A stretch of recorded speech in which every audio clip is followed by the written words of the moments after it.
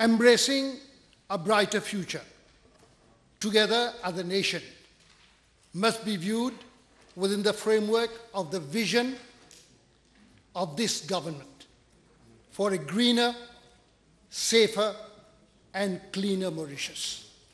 And more importantly, the achievements through past budgets acclaimed by the great majority of our people.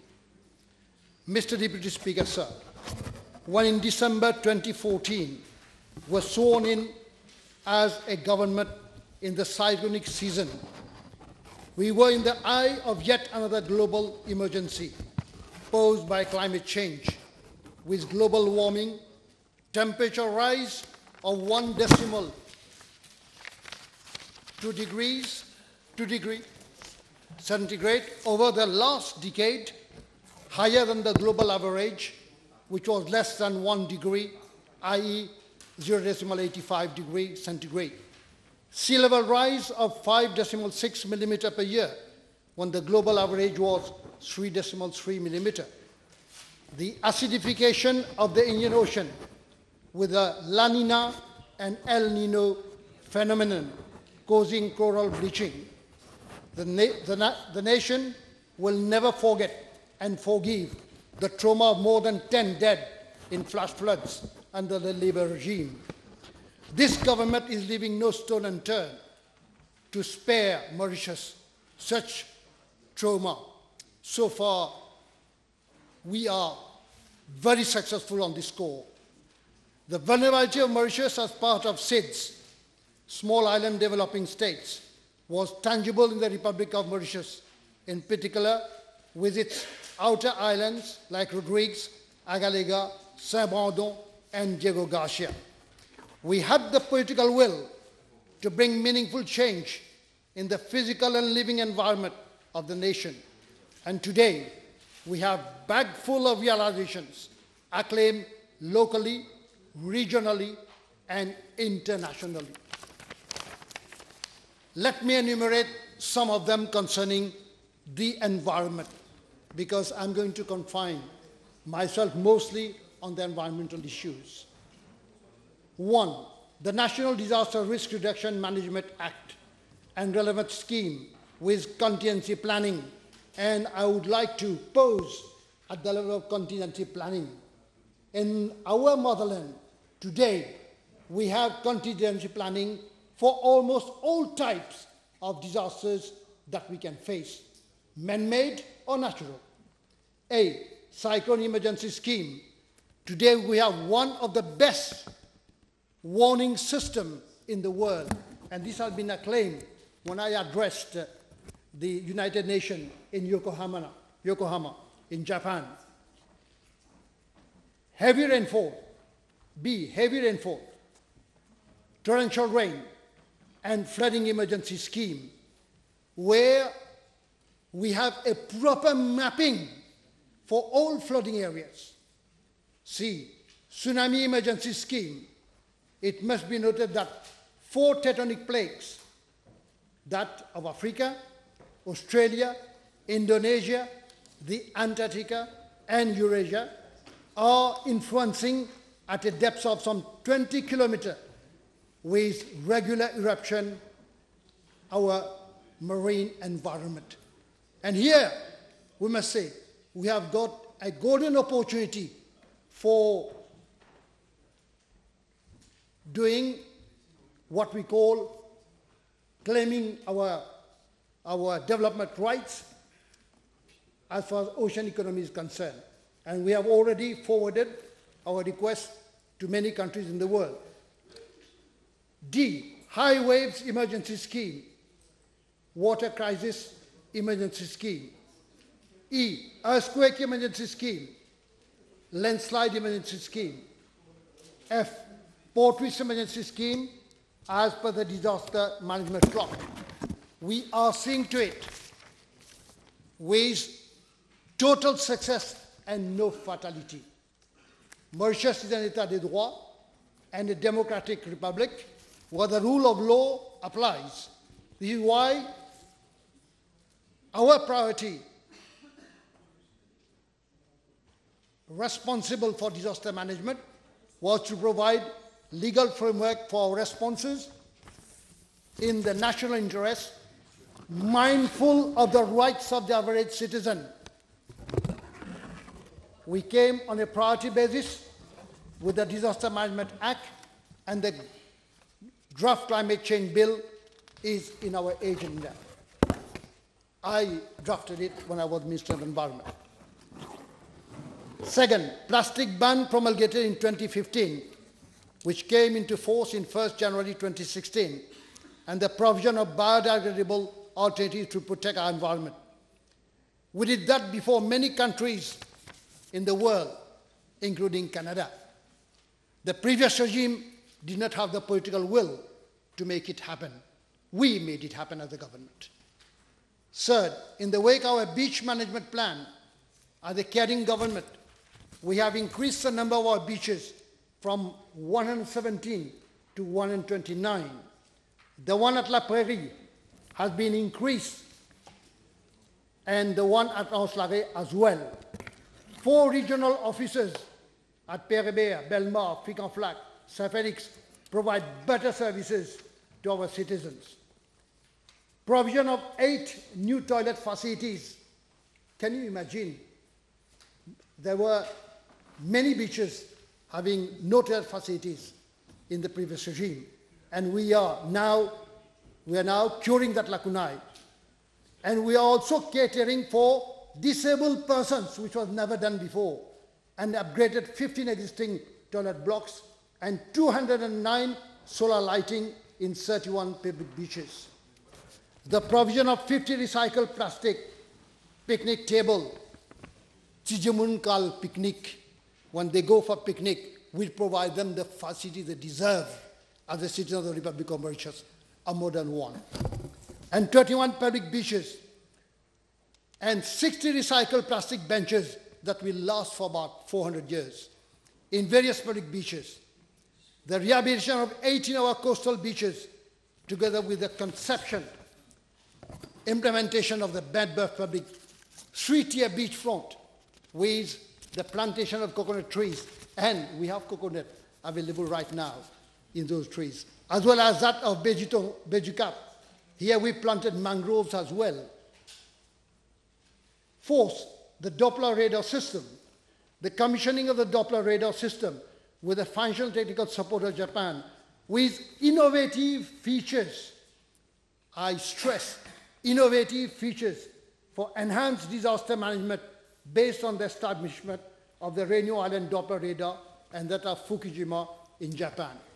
The Doppler radar we have will be a unique one of its kind because it will have features to monitor flooding and also to warn the people of Mauritius of what's happening in their environment, more precisely regarding disasters, natural disasters.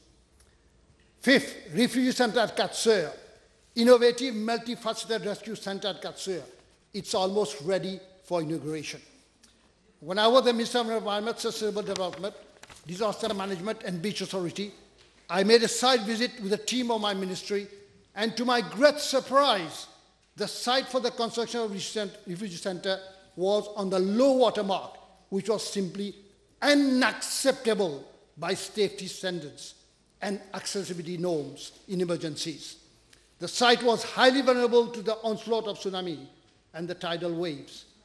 Constructing a refugee center thereat was an irresponsible act putting unnecessarily the lives of refugees at risk. This government changed the location to higher safe grounds and initiated land acquisition process, and today the refugee center has been built to the great satisfaction of the inhabitants residing in the locality. The refugee center is a multifaceted building meant to be used at all times for the welfare of the residents of the region. It is the first of its kind in the region and also the world. This is tangible innovation to be proud of as a nation. The construction of a refugee center after the innovative one at Katseur will now be constructed at Agariga and is meant to provide protection to our compatriots living in a highly vulnerable zone are the direct result of global warming and sea level rise, and other disasters like cyclones, tidal waves, and tsunamis. Measures met for facing the challenges of climate change and building the resilience of environment are spelled out at para 336, 337, and 338, and I won't elaborate. It's interesting reading of what is our intention, our vision, and our projected work. Mitigating the impact and adapting to climate change are enumerated at para 339 and 340, thus addressing flooding in 40 high-risk sites that have been identified, including domain Hibiscus in my constituency. 5 local experts will be recruited to provide assistance for better planning and emergencies responses. And here I would pose to say that at Cité RG, the drains are almost completed, like in other areas throughout Mauritius, and the people living there, those living there are very happy about what we are doing for them. And they don't complain. During the last rainy season, they did complain about flooding in their residential areas. 6, hazardous electronic waste, management of hazardous electronic waste in collaboration with the Chamber of Commerce and Industry with an MOU I personally signed with Mrs. Eshova. In my mandate as the minister, this government signed a memorandum of understanding with the Chamber of Commerce and Industry for hazardous waste and electronic waste, and we made room for an area at La Chaumière for the recycling and safe disposal, never heard of and never seen before us. 7, coral farming. Initiated coral farming in collaboration with Seychelles, and I personally monitored the project, and we have planted corals in Mauritius, in our lagoons. 8, air pollution, the scourge of the century worldwide. Mauritius has almost the second best quality of air in the world, and we are not happy about it. We want to be the number 1 with the project of greening Mauritius and the project of Maurice, Nous, faisons. Installation and commissioning of air monitoring facility at the Met Services in Vakwa is a hallmark achievement of this government. Pursuing the Maurice, Nous, faisons, as mentioned at para 350 and 354 in the threefold national strategy at pages 65, 66, 67, 68, and 69. And the public is very much aware of what it contains. Addressing further the problem of pollution is streamlined at para 377 to 383. This means we are systematically dealing with the problem of pollution. 9, establishment of a carbon imprint monitoring apparatus with the support of the British High Commission. And I must say, I initiated the project, and today we are monitoring our carbon imprint by planting plants our forefathers brought from India, from Africa, and from other parts of the world. And we are also constantly monitoring our carbon imprint. 10, COP21 in Paris. We are the government pledged for a grant of 5.5 billion to meet the challenge of climate change, establishment of a nationally determined contribution to meet the challenges of climate change in collaboration with France. And I had the pleasure of reading to the elite present there the speech prepared by our Deputy Prime Minister, Honorable Ivan Kolandevelu. It was so appreciated that we have grant for our green energy scheme. 11, early warning system for storm surges. The establishment of an early warning system for storm surges, tidal waves, and tsunami in collaboration with Delta RS Holland. And we are the first country that had access to such a warning system. And it is meant to protect the vulnerable people of our community who live in coastal zones. And they have enough time to prepare, to evacuate to safe areas. 12, health track.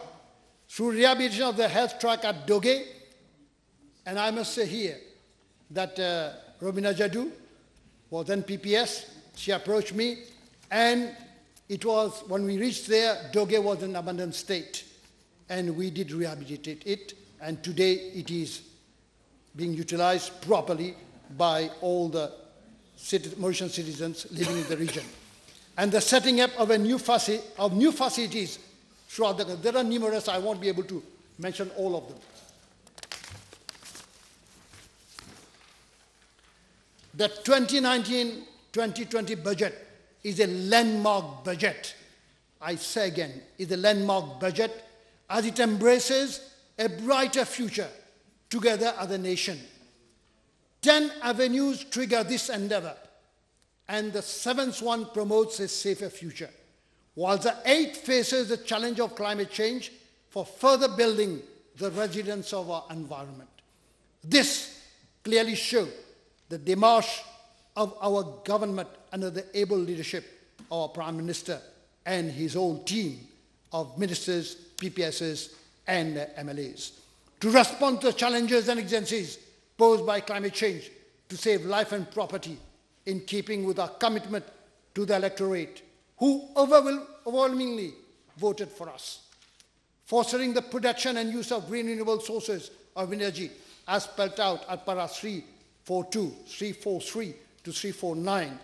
If we manage to install solar panel in all our reservoirs, which we are planning to do, and lakes will produce more than enough green energy to cater fully to our needs. And for this, Honorable Deputy Prime Minister must be congratulated, because it is a laudable initiative indeed, and it has never been sought before. The Honorable Deputy Prime Minister, Ivan Karanevidu, has done a lot to foster green energy. And I must say here that we even get a prize from the United Nations for providing 10,000 households in the social register with free electricity. This is our vision to help the needy and those who need our support. And I must now talk about my constituency, and I must say how happy we are to learn that through the personal intervention of Anil Gayan, who was then the Minister of Health, our good friend Anwar Hasnu, and our Prime Minister, who make it possible to have the state-of-the-art new teaching hospital in Flak. And we are not going to go for Gandia. We are going to have there almost 50 perches of land dedicated to Ayurvedic plants. And I would go even, we are going to have in the teaching hospital enough space for development. This is vision. 25 arpents of land. And the old hospital is in about 4 arpents of land. This shows clearly the vision of this government and those responsible for running the affairs of the state. The second thing that I would like to talk about, because I come from a family of planters, a lot has been said about sugarcane. We just have to go to Cupip, near Wooton. 5 billion rupees of taxpayers' monies has been dumped there to produce sugar. And what has been removed? Tea plantation that was giving tea to us, and tea was sold at a very cheap rate. And this is vision? Is this vision? And I must say now, Mr. Deputy Speaker, I must say now that now the Honorable Minister Mahan Siratan is fostering the plantation of tea, and he's doing it in a sustainable manner. I have planted sugarcane in the past regime, and I have planted sugarcane in this regime. And I must say the facilities provided by the Honourable Minister to sugarcane planters, I won't mention it here because it will take me about half an hour. So I better rest it, and it is coming from the horse's mouth. Somebody who is planting sugar, looking after sugar and producing sugar.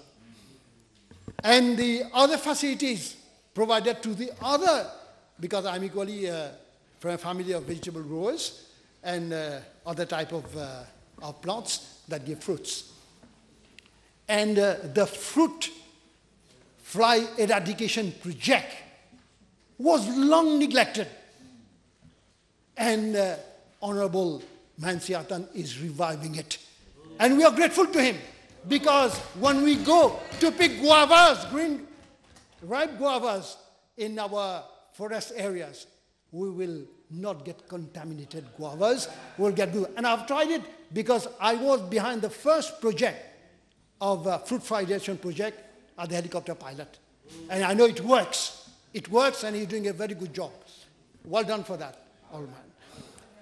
And I must also say, because in my constituency we have many planters, this is why I'm saying it, because there was lot of halabaloo there, and I must say that we have done justice to the community of planters, because providing 50% of subsidy in fertilizer only, it means increasing the production of sugar by almost 50%. Because the more fertilizer you put, the more the yield is increased, and you get better facilities. I can go on like this, but I will just say that this budget, Mr. Deputy Speaker, has been a trendsetter based on our first budget. And what the previous regime could not do, we have done. And I'm talking about workers of the sugar industry.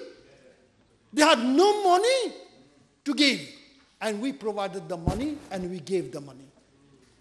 And we have done a lot for this country to have the appropriate green cover, because we are convinced that sugarcane plantations provide not only green cover, but also helps us to get credit from relevant sources to finance our various projects at national level, because the carbon imprint is very high in sugarcane plantations. Thank you, Mr. Deputy Speaker. Honorable Maurice.